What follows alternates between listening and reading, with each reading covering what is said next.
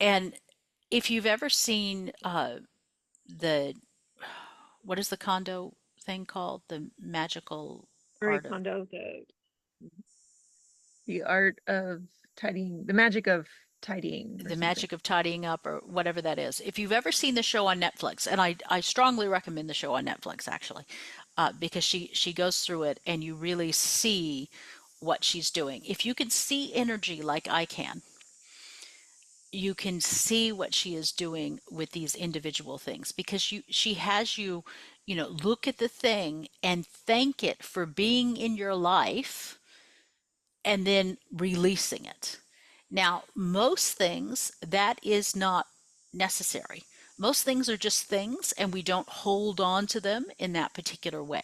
But everybody has something. And because in the show you'll see, because Kondo doesn't know what that something is for everybody, what that category is that people hold on to. She has them do it for everything. So for me, it's books, music, plants,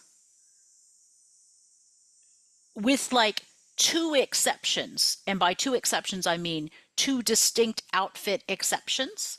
I do not care about clothes. I can toss clothes at any time.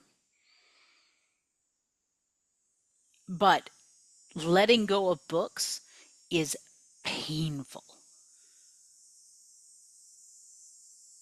Painful. I've worked through it. I've done it many times now, but it was hard. So that's the one where I say, you're going to a good home now, and hand it off to somebody else who's a reader or student or whatever in that particular field.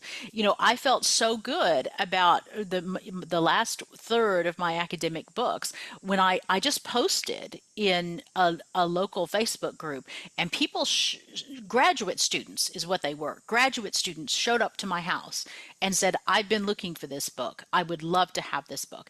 And then I had people who had been graduate students but had dropped out of graduate school and were like, well, I no longer do this, but can I have the book anyway? Because I really like. And I'm like, of course, if you want this to be your life, but just so you can say, you're going to a good home with the little book. And that makes it easy to let go.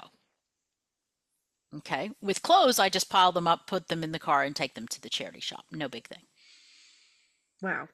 Yeah.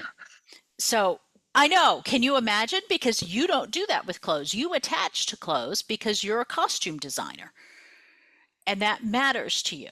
You're an artist and a costume designer in that particular field, so that matters to you. So you would need to go through the process of adopting them to good homes and saying goodbye or selling or something like that.